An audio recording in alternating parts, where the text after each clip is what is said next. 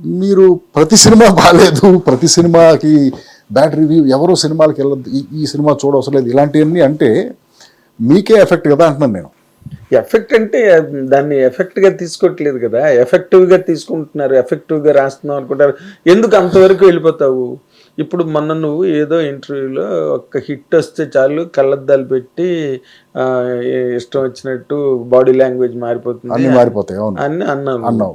దాన్ని మొత్తం ట్విట్టర్ నిండా అల్లు అర్జున్ని టార్గెట్ చేసి అసలు నువ్వు చూసావో లేదో నాకు తెలియదు. నేను చూడను బ్రదర్, నేను ట్విట్టర్లో లేను, నేను ఫేస్బుక్లో లేను, నేను సోషల్ మీడియాలో, ఇన్స్టాగ్రామ్ ఒకదాన్ని.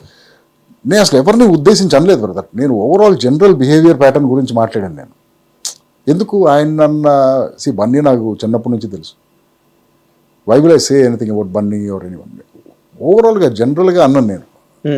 That is I have watched some people behave like that.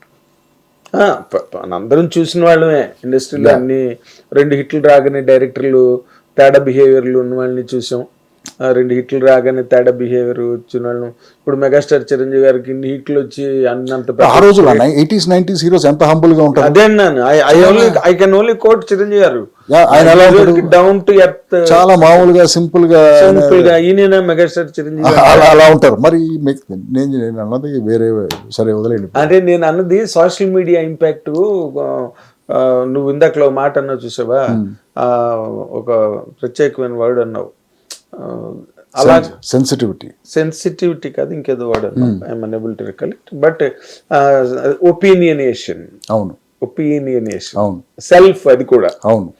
And ఈ మిస్చిఫ్ ఒకటి ఉన్నది.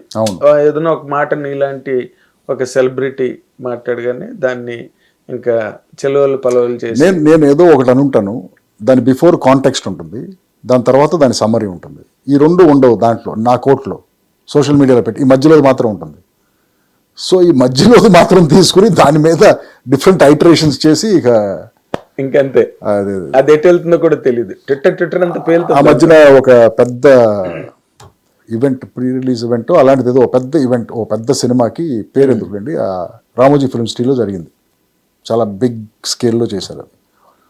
నేను అంతకుముందు ఒక 10 days బిఫోర్ ఒక ఇంటర్వ్యూ చేశాను ఎక్కడో. ఎవరో ఏదో అడిగితే ఈ ప్రీ రిలీజ్ ఈవెంట్, చెత్త బ్రదర్, అది నాకు చాలా బోరు, ప్రీ రిలీజ్ ఈవెంట్సే నాన్ సెన్స్, ఇలాంటిది ఏదో మాట్లాడాను. ఒక 10 days తర్వాత ఆ ఈవెంట్ జరిగింది.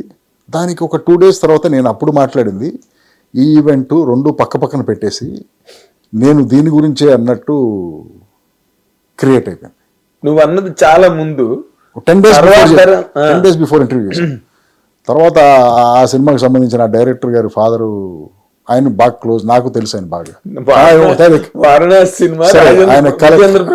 ఆయనతో కలిపి, సార్ మనాడితో చెప్పండి, నేను దానికి దీనికి సంబంధం లేదు సార్, ఇది ఎప్పుడో 10 రోజుల ముందు చేశాను ఆ ఇంటర్వ్యూ. లేదు బ్రదర్, వాళ్ళు అలాగే చేస్తారు, వాళ్ళు చేయకపోతే కదా మనం ఆలోచించాలి, ఈ పక్కన పెట్టే కార్యక్రమాలు జనం రెడీగా ఉంటారు, అది చెప్పాడు. So they didn't take it seriously. అది అదేలే, ఇన్స్పైట్ ఆఫ్ ఆల్ దట్ నీ ట్రైలర్ అయితే మాత్రం 100% ఇట్ అరౌజ్డ్ ఇంట్రెస్ట్. ఎందుకంటే నీ మధ్య నీ సినిమా రాకపోవడం గ్యాప్ ఒకటైతే, రెండోది చిన్న చైల్డ్, అక్కడ నువ్వు ఒక పిల్లని కాపాడే ఒక సేవియరు, యాక్షన్, సో అవన్నీ కనెక్ట్ అయితే all classes will tomorrow ten to go to theatres. Hopefully. అంటే వాళ్ళు థియేటర్స్కి రావటమే గ్రేట్ అయిపోయిన రోజుల్లో కదా. మరి నేను ఇందాక అదే అన్నా, థియేటర్కి రావట్లేదు జనం. సి బ్రదర్, అది కొంత మనమే చేసుకున్నాం కదా. ఎలా? Are we creating such great content చెప్పండి.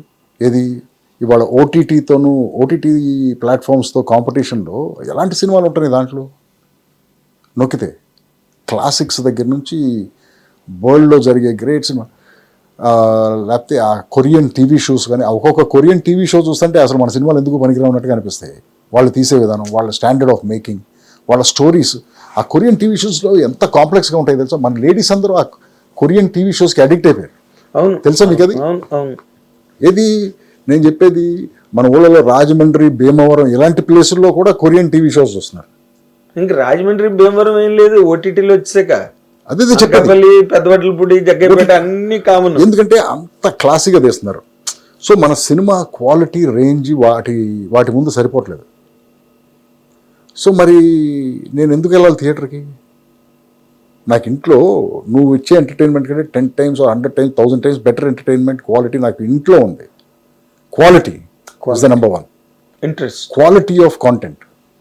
Second is the convenience of price, the cost associated with going to a movie. Yes. నా చిన్నప్పుడు నేను కాలేజీలో ఉన్నప్పుడు ₹2.90 అవును. Cinema ticket. ఇప్పుడు ₹290 అంటే ఎన్ని రెట్లు? అది 1000 రెట్లు 100 రెట్లు పెరిగింది. 100 రెట్లు. ఇప్పుడు ఇదే అమెరికాలో చూడండి. నేను 90s అమెరికాలో ఉన్నప్పుడు $8 ఉండేది టికెట్, కొత్తగా రిలీజ్ అయిన సినిమాకి. ఇదేం చేసేవాళ్ళు, వారం మధ్యలో రేటు తగ్గించేవాళ్ళు, $4 వచ్చేది. ఓ. ఇప్పుడు నేను వారం మధ్యలో నేను చూడాలనుకుంటే $4 ఉండేది డిఫరెన్షియల్ ప్రైసింగ్. ఒక 8 weeks 10 weeks తర్వాత $2 మూవీ థియేటర్స్ అని ఉంటాయి. సేమ్ మన మల్టీప్లెక్స్లో ఎలా ప్లష్గా ఉంటాయి, అవి కూడా అలాగే ఉంటాయి. $2 మూవీ థియేటర్కి వచ్చేది. కరెక్ట్గా $2 మూవీ థియేటర్కి ఎప్పుడు వచ్చేదంటే ఆ సినిమా వీడియో క్యాసెట్ రిలీజ్ అయ్యే టైంకి వచ్చేది. సో వీడియో క్యాసెట్ నువ్వు రెంట్ చేసుకోవాలన్నా $2 ఉండేది, నువ్వు థియేటర్కి వెళ్ళి చూడాలన్నా $2 ఉండేది. పెద్ద ఫరక్ లేదు అక్కడ. ఎంత పెద్ద సినిమాలు నేను చెప్పేది, బిగ్ ఫిల్మ్స్. ఓకే. అప్పుడు యూ న్యాచురల్లీ ఇప్పుడు కూడా అమెరికాలో టికెట్ రేట్ ఎంత? $10 $12 ఉంటుంది. ఏది మామూలు మన ఇంగ్లీష్ పిక్చర్లు, ఏది అవెంజర్స్ ఇంత బీభత్సం $300 million ఫిల్మ్స్. మన సినిమా రిలీజ్ అయితే 30 పెడతాడు, 40 పెడతాడు, $50 పెడతాడు, తెలియదు అక్కడ. ఆ క్వాలిటీ ఆఫ్ కాంటెంట్ ఎక్కడ, ఈ కన్వీనియన్స్ ఆఫ్ ప్రైస్ ఎక్కడ? రెండు విషయాల్లోనూ మనకి మనమే దెబ్బేసుకుంటున్నాం కదా. గ్రేట్ కాంటెంట్ ప్రొవైడ్ చేయట్లేదు ఆ ప్రైస్కి అఫోర్డ్ చేయడానికి. యావరేజ్ కాంటెంట్ ఇచ్చి మనం అంత ప్రైస్ అడుగుతున్నాం మనం. ఇది ఎక్కడో నాన్ సింక్ ఉంటుంది కదా ఆడిటోరియం మైండ్లో. అవును. ఇంట్లో ఉండి ఇంతకంటే బెటర్ కంటెంట్ చాలా హాయిగా చూసుకోవచ్చు నేను. ఇది ఫ్రాక్షన్ ఆఫ్ ద కాస్ట్కి. అంత కష్టపడి థియేటర్కి వెళ్తే మళ్ళీ నేను యావరేజ్ కంటెంటే చూస్తాను, కానీ ఎంత డబ్బులు వదిలించుకుంటాను. బట్ మన సినిమాలు అక్కడికి అలా రేట్లు పెంచినా పెద్ద పెద్ద హిట్లు అవుతున్నాయి కదా ఓవర్సీస్లో. ఎన్ని సినిమాలు బ్రదర్? నువ్వు ఏదో సంవత్సరానికి 1-2 చెప్తున్నావు, వెళ్ళే మిగతా 200 సినిమాల పరిస్థితి ఏంటి? వాళ్ళు నార్మల్ రేట్సే పెడుతున్నారు, అది వేరే విషయం. అక్కడ క్వాలిటీ ఆఫ్ కంటెంట్ వస్తుంది. అవునులే.